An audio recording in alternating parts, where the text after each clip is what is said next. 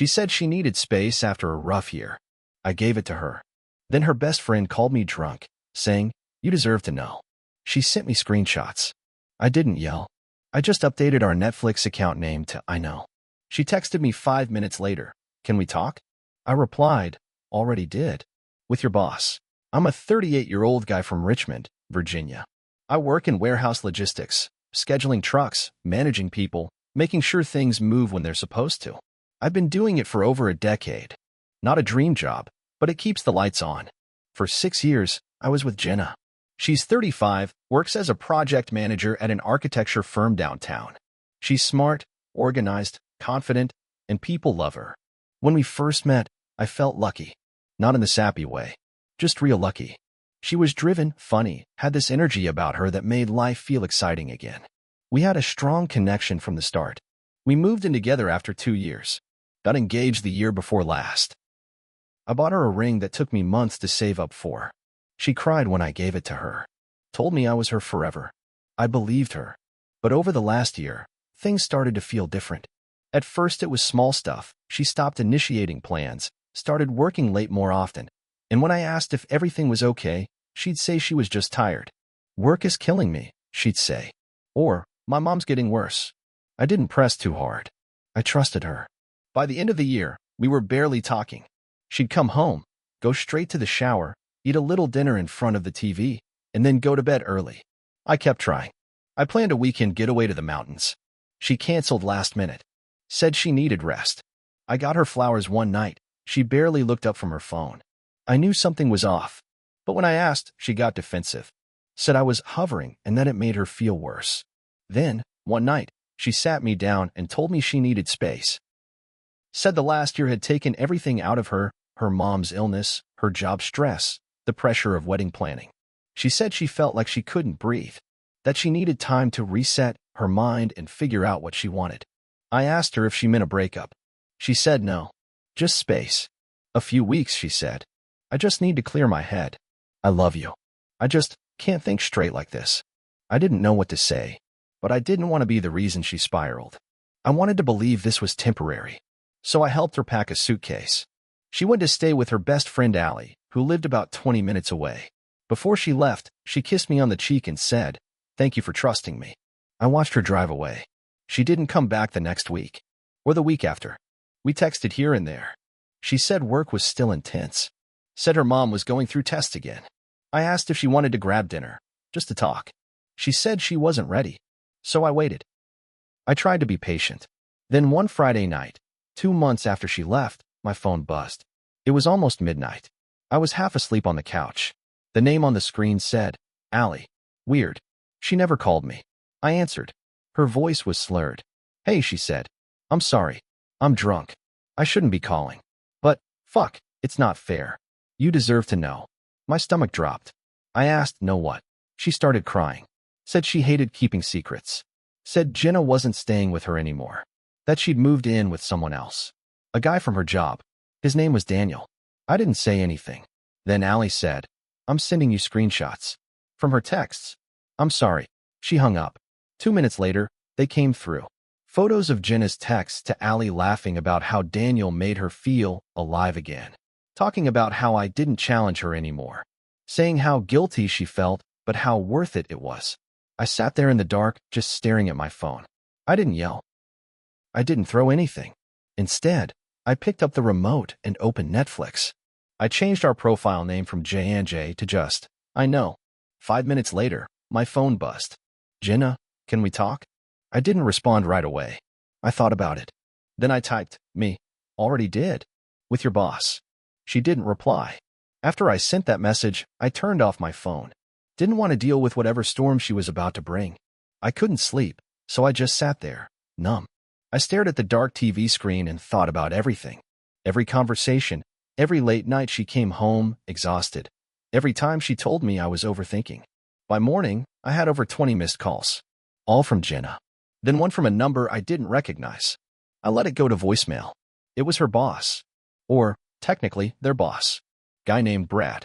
I'd met him once at a work event Jenna dragged me to a couple years back. Real polished guy.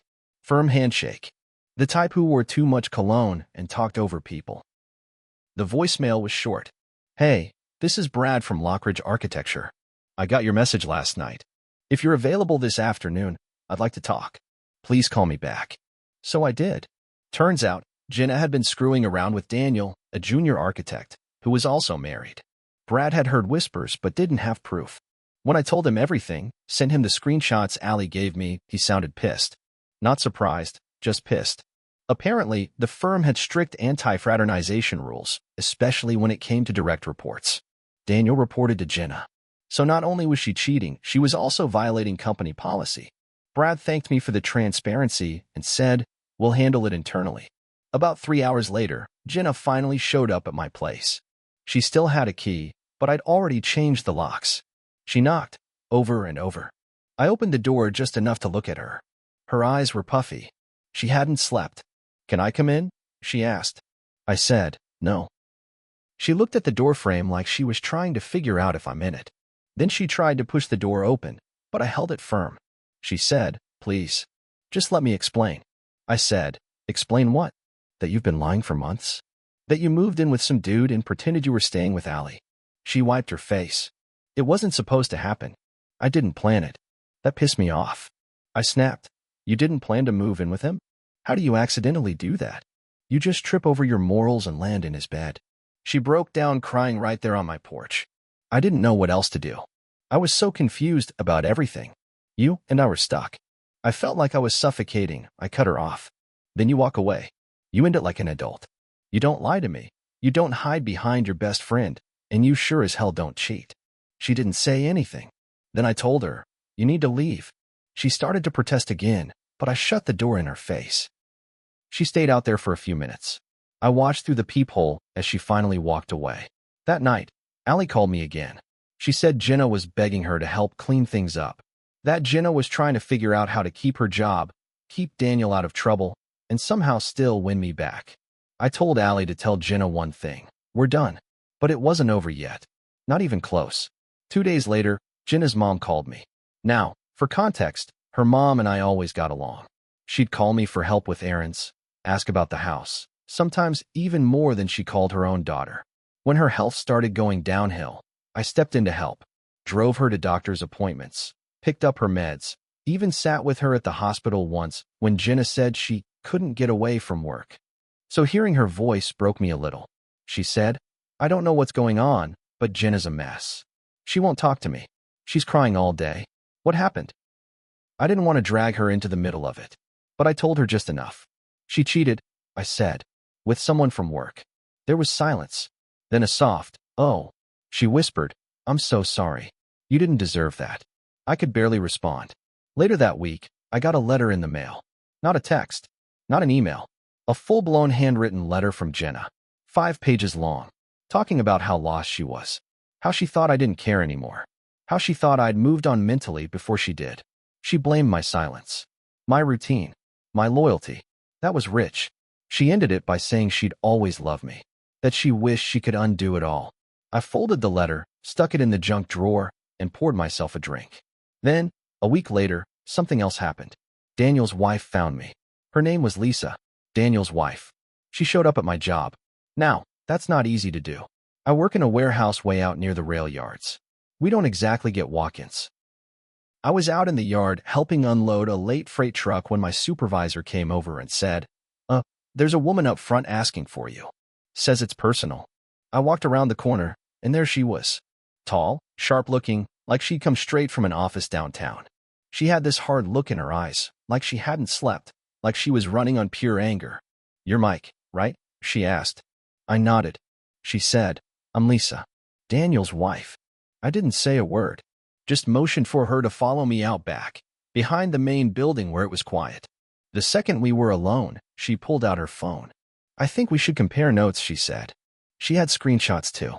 Emails, calendars, photos of Jenna and Daniel from a ski trip in West Virginia.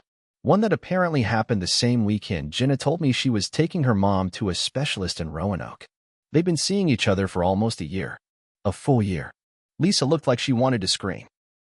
"Instead," she said, "I didn't believe it at first. But then I saw your Netflix name change." I blinked. "Excuse me." She smiled, bitterly.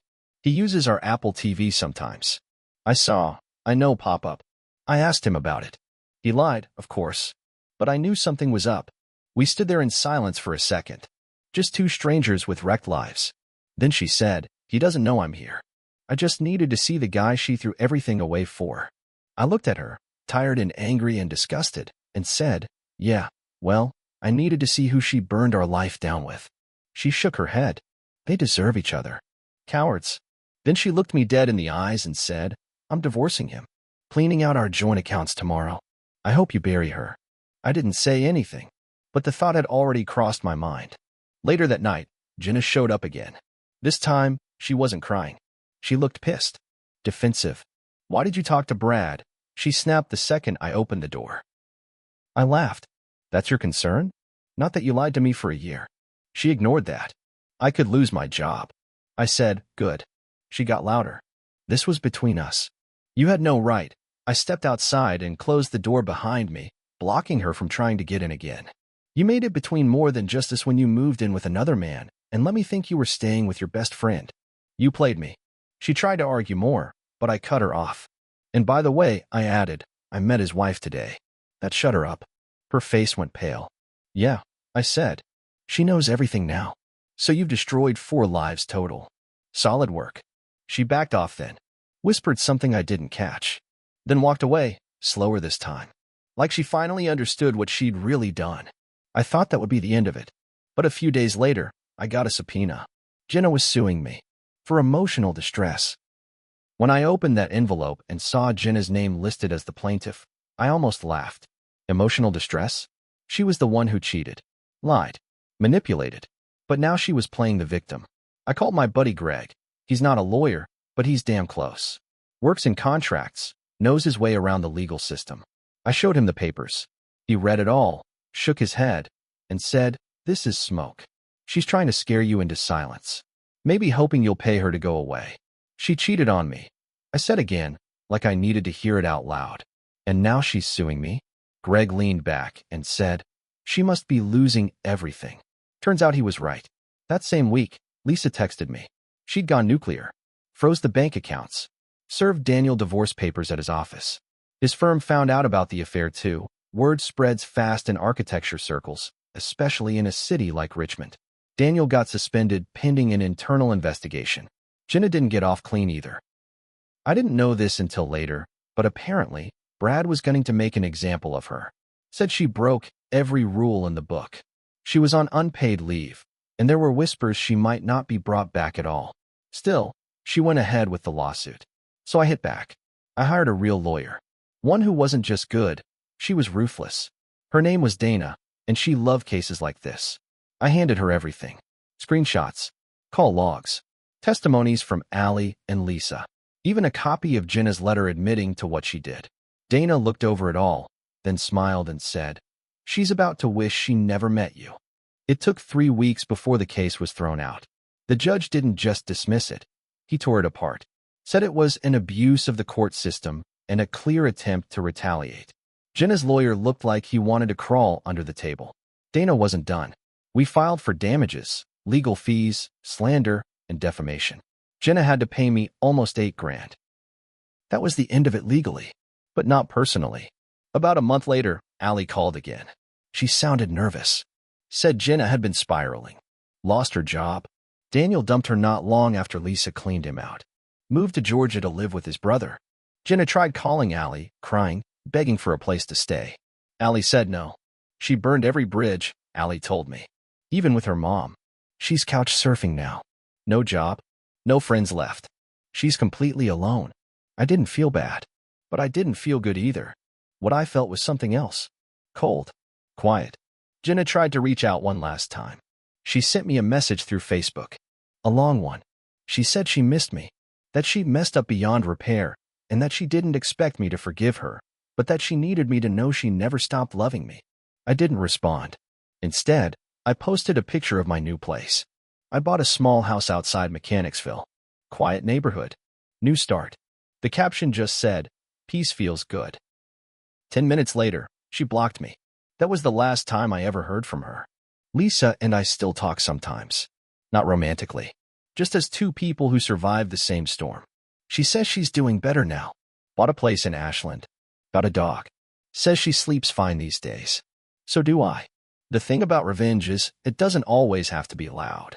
Sometimes it's just letting someone ruin themselves and making sure they know you watched it happen. That's what I did. And I'd do it again.